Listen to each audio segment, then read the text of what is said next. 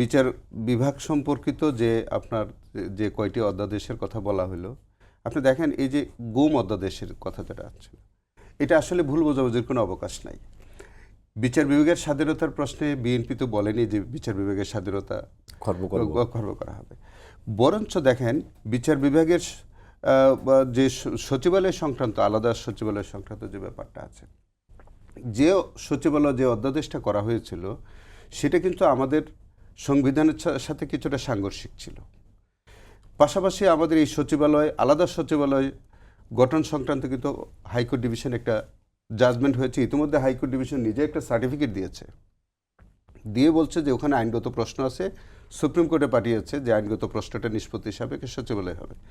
তো বিএনপি তো এই সচিবালয়ের বিপক্ষে নাই। তো বিচার বিভাগের স্বাধীনতা তো বিএনপি চাচ্ছে, এবং বিচার বিভাগের জন্য অতএব এখানে যেটা ওই যে সচিবালয় অধ্যাদেশ যেটা মানে বাতিল করা হয়েছে বা ওইটা আসলে মেসেজটা কিন্তু এরকম না। সচিবালয় হবে, হাইকোর্ট ডিভিশনের একটা জাজমেন্ট আছে, হাইকোর্ট ডিভিশনের সার্টিফিকেট দিয়ে বলছে যেটা সুপ্রিম কোর্টের নিষ্পত্তি সাপেক্ষে, তো সেটা পর্যায়ক্রমে সেটা হয়তো হয়ে যাবে।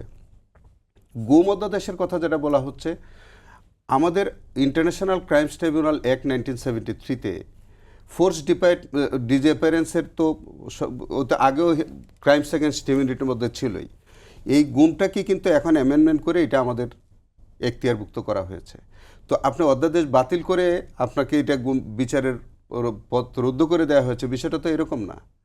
সেটা বরঞ্চ আরও প্রশস্ত করা হয়েছে।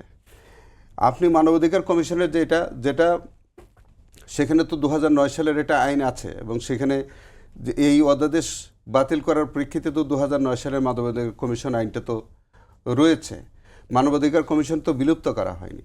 আসলে এইটা বিএনপির কার্যক্রম যেগুলি আছে এখন, যেটা আইনগত যে প্রক্রিয়াটা চলছে, এটা পূর্ণাঙ্গ রূপ না দেওয়ার আগেই আমার মনে হয় যে এই বিষয়গুলোতে আসলে আমরা যে আলোচনা সমালোচনা করছি, এটা আমাদের জাতির কাছে হয়তো একটা রং মেসেজ যাচ্ছে।